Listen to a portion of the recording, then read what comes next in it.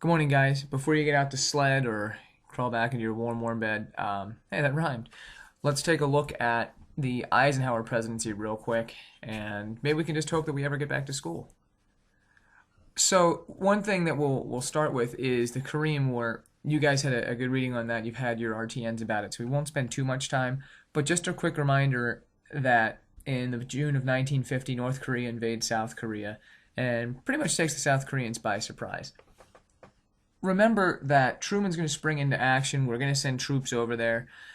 One thing we want to discuss, though, is NSC 68. This is a national security document that, in order to stop communism, is going to quadruple military spending. Basically, this will tell you the limitless possibility that's pervading American society at this point. 5 years after World War II, we basically say, all right, we need to spend more on defense. We can do that. We've done it before. And it authorizes a dramatic military spending program. And this is going to be kind of alarming for some people who say, is that who we are? Because think about it, both world wars.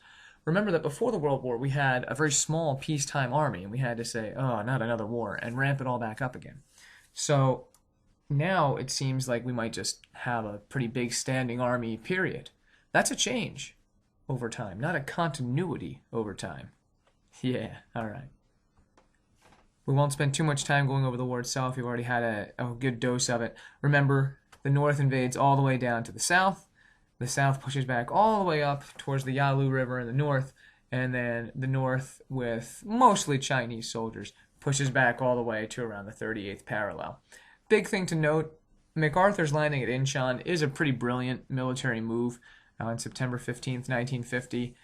But MacArthur was pretty overconfident, and he kept pushing closer to the Yalu River, despite some pretty serious warnings that was not a great idea. And in November 1950, the Chinese are going to flood across the border. Again, this is Chinese communists who are attacking. The Chinese call them volunteers, so they're saying they're not really sending the Chinese army. These people just wanted to go and help. So it's like, okay, technically we're not at war with China, but this is pretty sneaky. A big thing to note about that Chinese counterattack is that this humiliates MacArthur. MacArthur now wants to blockade China, bomb Manchuria. He's throwing around the idea of using nuclear weapons. And Truman is just saying, no, like, we're not going to do that. We're not going to enlarge the war. MacArthur starts saying very publicly that we need to do this and that, and it doesn't jive with what Truman's saying. The problem is Truman's the boss. And if you criticize your boss in public, you are in trouble. So MacArthur ends up getting fired. It's the same thing as me going to the Intel and saying, Jason Booker doesn't know what he's doing. Jason Booker is a terrible principal. Jason Booker thinks that we should do this. I'm going to get myself fired. Oh, quick study development. Mrs. Weaver's school just closed. Imagine that. So at any rate, MacArthur gets fired. He returns home to cheers while Truman now becomes kind of a joke in the press. And for the last year or so of his presidency, Truman is going to be fighting not just in Korea, but fighting public opinion at home. There are truce talks that start in July of 1951, so just about a year after the war starts, but they end up snagging over the issue of prisoner exchange. Talks drag on for years, like 2 years as people continue to die. It's pretty bad. In the midst of that, we're going to have an election. So in 1952, it's going to be Adlai Stevenson for Illinois. Adlai Stevenson's brilliant, and he's also pretty funny. But he just isn't quite the right man for America. And the reason is, the right man for America is there on your left. He's Dwight Eisenhower. Everyone likes Dwight Eisenhower. Eisenhower's a war hero. Everybody likes him. And so he can leave the rough part of the campaign to his vice presidential candidate, which is Richard Nixon. And Nixon, who we remember from being staunchly anti-communist, attacks Stevenson and says he's too soft against communism. Put this in, wait for it, historical context. We're right in the middle of the McCarthy hearings. If one person's saying to the other person, you're soft on communism, think of how much that resonates with America. He says that Stevenson's corrupt. He says he's weak on the Korean situation. The irony there is that if anybody's corrupt, it's Nixon. So Richard Nixon gets caught with, almost he gets busted with a secretly financed slush fund. And there's some money that he's got from campaigning that he's not using terribly well.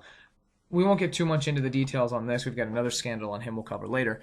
But the important thing is, To save his political career, he gives something called the Checkers speech. Now you gotta understand, Richard Nixon sounds like this, and you can almost like see in your head the jowls like bobbling around while he talks. More on that soon. But Nixon basically says, you know what, we did take some of these gifts and we'll give them all back. But the one thing I won't give back is Checkers. It's a Cocker Spaniel we got from somebody, and my daughters love him. And we won't get rid of Checkers. And if that makes me a bad person, then I'm a bad person. And America says, "Aw, little Nixon, that's wonderful." The Checkers speech shows the power of television. Nixon pleads to a national audience on TV. Going off of that, Eisenhower also uses TV. He has a press conference where he goes into studios and answers some questions. Basically, they find out later that this was totally set up, so it's like they made it look like an audience question and answer session, but basically they filmed an audience asking questions, and then they spliced in Eisenhower with planned answers to each of those questions. But even so, TV is going to have a huge impact in the upcoming decades. We're still seeing that today. That's why America's the way it is today, by the way. And it's going to allow lone wolves to appeal directly to the American people instead of being influenced just by party machines or leaders. It's going to be a huge tool. The election itself is a blowout. We see Ike winning very, very easily, both the popular and especially the electoral vote, 442 to 89. He promised that he was going to fly to Korea to help move along police negotiations. He did, and it failed miserably. About 7 months after his inauguration, though, Ike threatens to use nuclear wars, and an armistice gets signed. It's violated often. 54,000 Americans die. We spent tens of billions of dollars in that effort. But overall, Americans can take a little comfort knowing that communism was contained. But it's kind of alarming for the United States that a country that defeated the Nazis and the Japanese simultaneously couldn't win the Korean War. It's something to think about. Eisenhower, as president, is going to try to treat it the way he treated World War II. In World War II, he had to manage a ton of different personalities, most of them very egotistical, in the high ranks of the Allied generals. And he did a great job by just managing that. He's a good manager of people, an excellent one. And so he's going to be kind of the manager, the caretaker of the country. When he comes into office, he's going to pledge something called dynamic conservatism. That's enough to confuse you. Which basically says that he's going to be liberal with people, but conservative with their money. Okay. He is going to try to decrease military spending. You're going to read more about that in a few minutes when you read his farewell address. During his time in office, Jonas Salk is going to create a vaccine for polio. Jonas Salk is going to do that research at a school widely believed to be one of the most highly important universities in America, turning out graduate after graduate of high caliber. It's called let me check my notes here. Oh, the University of Pittsburgh, out in Pittsburgh. Jonas Salk's polio vaccine is going to pretty much wipe out polio. Although with the recent vaccination issues, hopefully we can see an upswell on that soon. Talk about current events. This is a great one for it. The anti-polio vaccine, Salk, wants that to be available to everybody, and it's a very important step for America. I mean, wiping out a disease that has crippled some pretty important people, if you remember from last unit. Ending the Braceros program is another domestic step that Eisenhower will take. He's going to round up 1 million of the Mexicans that we brought in to work temp jobs during the war and send them back to Mexico. So once again, you'll see Mexicans being treated slightly differently than other immigrants who have come to America over the decades. And finally, interstates. When Eisenhower was in Germany for World War II, he was impressed by the Autobahn, which is Germany's international highway system. If you've ever been to Germany, that's the one that has no speed limit. It is quite fun as long as you like driving fast and don't like being passed. If you're an old person who's like very hunched over the wheel and like, these whippersnappers, the Autobahn is not the place for you. One of Eisenhower's duties in between the world wars was to cross the country to do some surveying, and while he was crossing America, the roads were just absolutely terrible. They were losing equipment left and right because axles would break and stuff. So building the interstate system is a very important move. The Interstate Highway Act will build 42,000 miles of interstate freeways. And this is a major spending issue because we built those and we haven't really touched them since. So one of the things right now that both sides of the aisle in Washington are talking about is what to do about our aging infrastructure. Basically, we build it here, and that was it. With all this spending, it's important to note that Eisenhower, who's going to be conservative with our money, actually only balances the budget 3 times out of his 8 years in office. What is that, solid like 37.5%? That would be an F. So it's not to say he didn't do good things with that money, but it doesn't really jive with the idea of being conservative with it. In foreign policy, we get back very much into that Cold War fear-based mindset. So we're still in the Cold War, which means that John Foster Dulles, who's going to be Secretary of State, his brother Alan's actually head of the CIA. That's a weird marriage of foreign diplomacy and shadow diplomacy. Anyway, Dulles says the policy of containment wasn't enough. We need to push back communism. We need to liberate the people under it. He also says that the way to tone down defense spending is, and Eisenhower agrees, we build a fleet of super bombers called the Strategic Air Command, which can drop massive nuclear bombs in retaliation anywhere we need to get to very rapidly.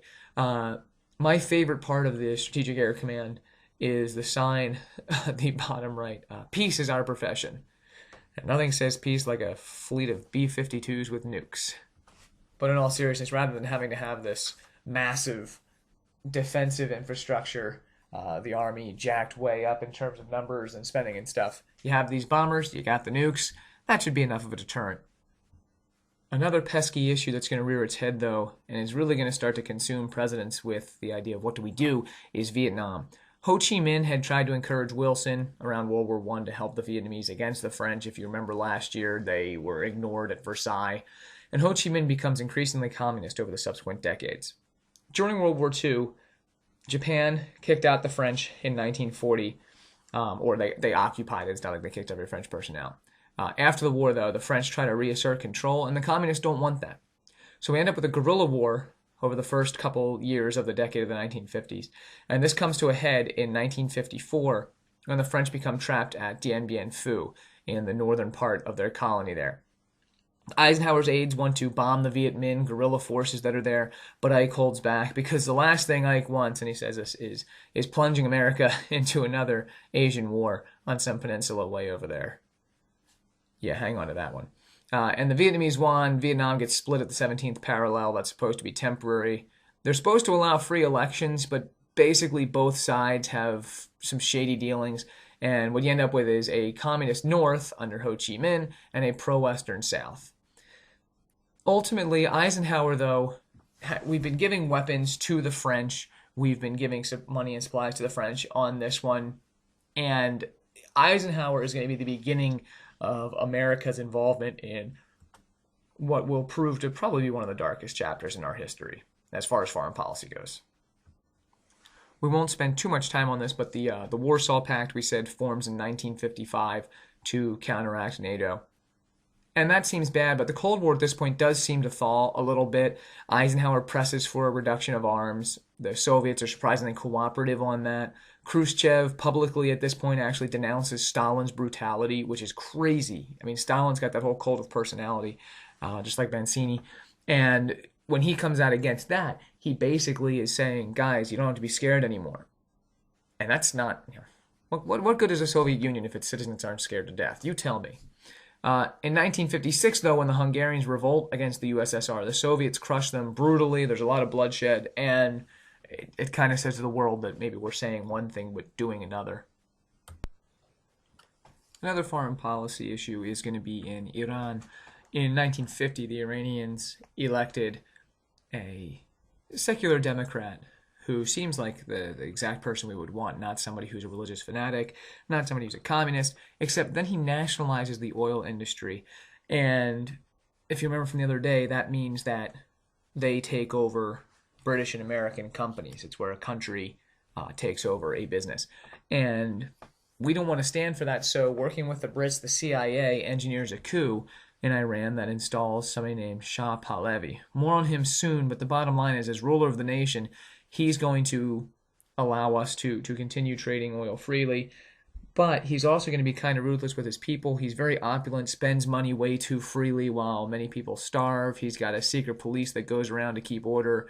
Think of who this may sound like, and then line that up with the fact that we kind of put this guy in charge.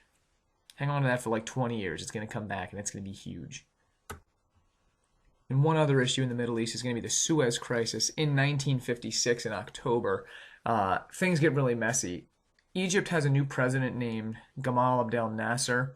Nasser needs money to build a dam in the Upper Nile, and basically flirts with the Soviets and the US and Britain about who will give them money. We say we don't want you to be flirting with two people, and since you're flirting with the commies as well, we withdraw our offer. And Nasser, who is using outside companies to build this dam, nationalizes the construction project. So again, that's going to bother anybody who's got companies invested in that. Those companies very much include Britain and France. So in October of 56, like we said, Britain and France and Israel are going to suddenly attack Egypt. And they think that when they do that, it'll be okay because the U.S. will supply them with the oil they need, as had been the case in World War II. But Eisenhower doesn't. Eisenhower actually steps in and grabs these guys, metaphorically, and kind of pulls them back. And the Soviets grab Egypt and hold them back. And we say, like, everybody just calm down. Stop it. This is ridiculous. And that should raise 2 points. One, ask yourself when the last time was that the U.S. was who people turned to when they needed oil. We were still a major oil supplier, even as late as the 50s. Number two, a lot of Arab nations are kind of freaked out by this, and they formed something called OPEC, the Organization of Petroleum Exporting Countries. OPEC is going to be founded in 1960. It's going to include Saudi Arabia, Kuwait, Iraq, Iran, and Venezuela. So, Venezuela, welcome to the show. It's great to see you. When we get to the 1970s, OPEC is going to play a major role. Stay tuned. 56 is going to be another election year. It's a repeat election. It's Ike versus Stevenson. It's another big victory for Ike. The Democrats don't have a lot here. They attack Eisenhower's health. He had a heart attack in 1955. He smokes like a chimney. And he also had a major abdominal operation in 56. But on the national scene, they can't win the presidential election. However, they do win the House and the Senate. So, Democrats, they ain't dead yet. Oh, and hey, look at that map. What states did they win? Right, like every election. The last thing we'll say about Eisenhower for now is that his second term is going to be much more difficult, and we'll talk a little more about that in a subsequent lecture. But Secretary of State Dulles died of cancer in 1959. That's a huge, huge loss. That's a guy who had been doing a lot of heavy lifting for the administration. Eisenhower also loses an assistant to a scandal, and the punchline is going to be that he has to actively govern more. And as we said, that's not really his forte. I mean, don't get me wrong. Eisenhower's a brilliant guy.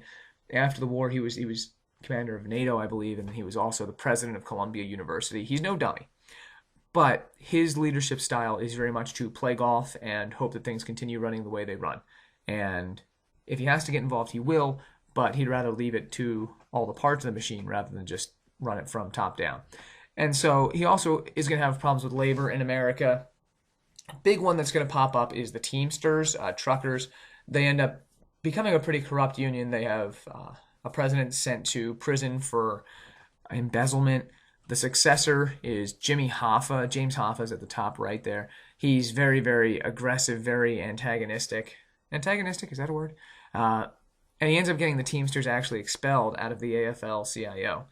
Hoffa later gets jailed for jury tampering and then disappears. This is one of the biggest murder mysteries in America. What happened to Jimmy Hoffa? Some people think that he ended up getting his body dumped into the concrete when they were building Giant Stadium. If you've seen Bruce Almighty down there at the bottom right, at one point he makes what is he making wishes or playing God? He actually finds Jimmy Hoffa's body and becomes a big deal. So, pop culture, what's up? So that's the notes here. The one thing that we'll have you do is check out Eisenhower's farewell address. It's in the unit reader. And stay tuned this weekend. We'll put up an announcement. There's going to be one other quick lecture we put up on culture. Hey, good morning, Livy. Livy's awake. Slaughter the fattened calf. Olivia's here. Do you want to say hi? No? I swear she's right here. I swear. You can't see her. All right. Hey, have a good snow day and a good, safe week.